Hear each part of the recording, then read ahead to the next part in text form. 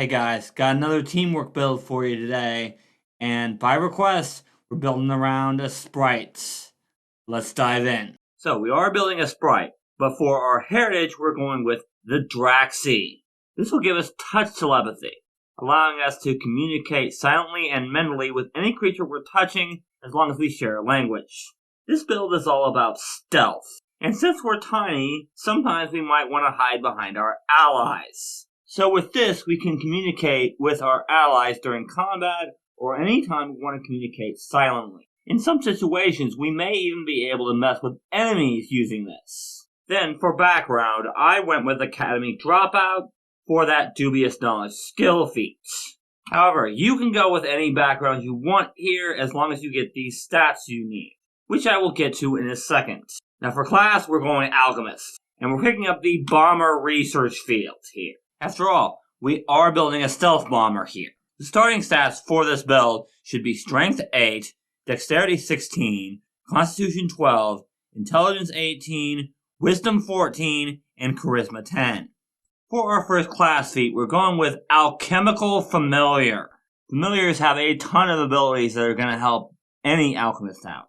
We aren't really going to need Valet for this build very much, because we'll be taking another feat that will help us with our action economy, but there are plenty of others that we can take. Lab Assistant, Second Opinion, and extra reagents are especially going to help this build.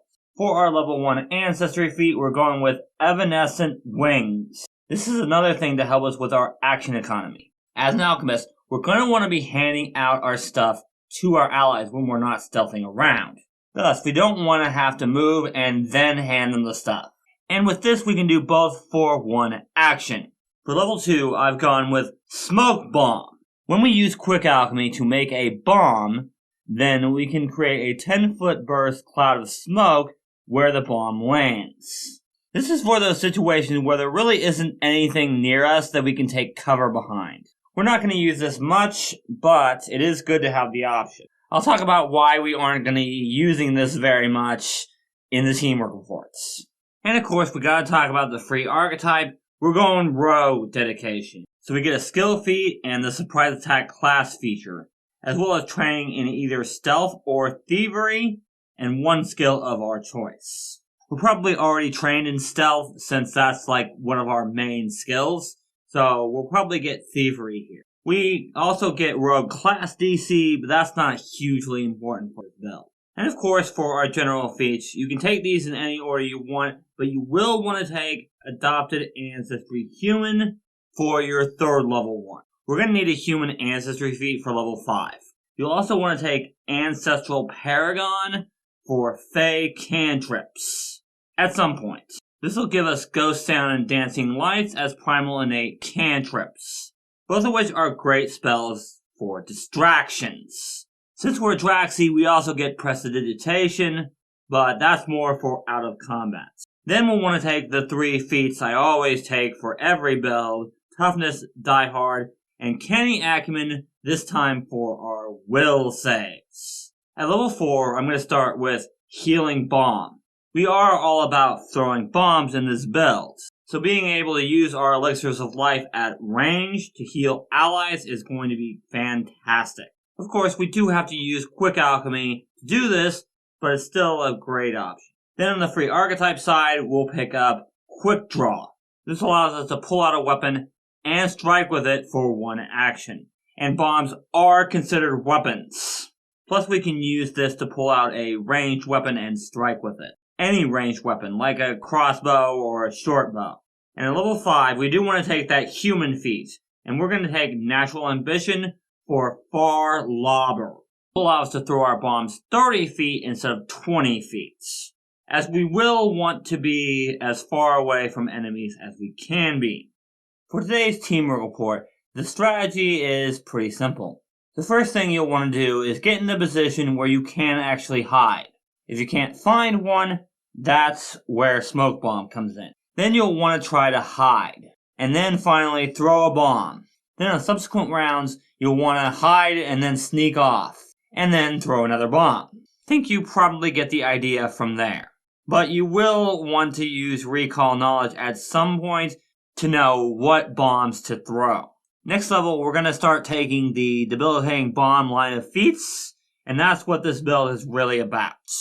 We are going to have to rely on damage until then, but after that, damage becomes less and less important, and debuffing becomes more and more important.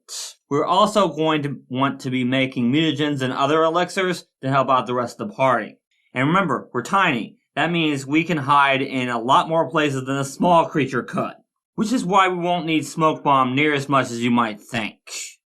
Alright, for the rest of these feats, we will want to take Debilitating Bomb to start on those debuffs. Then it's Mobility, so we can move without triggering reactions. Next up is Perpetual Breath, and we want to pick Quicksilver mutagens for this. Those will help us with stealth and our bombs, as well as increase our speed, allowing us to move farther.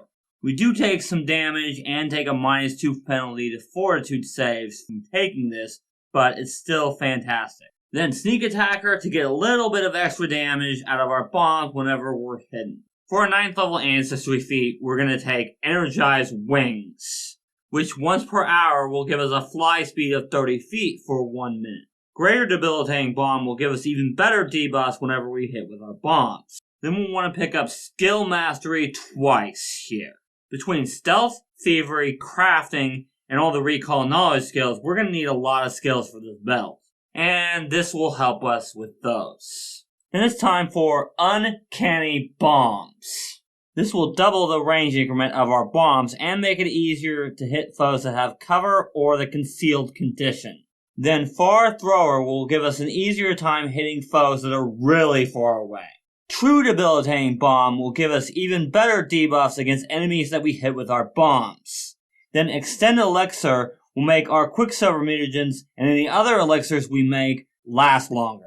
And since we've got the Rogue archetype and it actually makes sense for this build, we're going to take Inspired Stratagem, allowing allies to roll twice and take the better results on a skill check or attack roll once per day. For our final Ancestry feat for this build, I went with Kiro's Wings, allowing us to have a permanent fly speed, and giving us a bonus on charisma-based checks against other sprites. Perfect Debilitation allows us to debuff the opponent we hit with our bombs, even if they succeed on their saving throw, but not if they critically succeed. Then also at level 18, we'll pick up Bullseye. For one action, the next time we throw a bomb, we gain a +1 bonus to the attack roll and ignore the target's concealment and lesser or standard cover. If the target has greater cover, then they only get the bonus from standard cover. Then Persistent Mutagen will allow us to have our Quicksilver mutagen up all day. Thus, we only need 1 Quicksilver mutagen per day. And we can spend our other reagents on bombs or other elixirs that will help out the rest of our party. And the final feat for this build is going to be Sneak Savant. Thus, when we fail on a stealth check, we get a success instead. But we can still critically fail. This will make it much easier to stealth. For today's second team report, I want to talk about something I forgot to talk about in the first one. Why aren't we getting a familiar through the Corgi Mount feat? 3 reasons, actually. First, we really don't need a mount for this build. Secondly, if we were to do that, then our familiar stats would go off charisma, and our charisma's not high. And lastly, because our familiar is the same size as us, it'll make an even better distraction, if we need one. But now that we have all of our debuffs, damage isn't anywhere near as important as it used to be. At this point, the main focus of the build is to debuff our enemies with bombs and buff our allies with elixirs. Before level 6, yeah, we had to focus on damage because the only 2 debuffs we could really do were Flat-Footed from Bottled Lightning and Fear from Dread Ampulse. But now we can do so many more debuffs than that. And with any bomb, not just Bottled Lightnings and Dread Ampulse. Alright guys, if you liked the video, leave a like and subscribe to the channel for more Pathfinder 2e teamwork content. If you're having trouble with some of the debuffs in this build, I did a video on some of them right here. Thank you guys so much for watching, and until next time, teamwork is vital.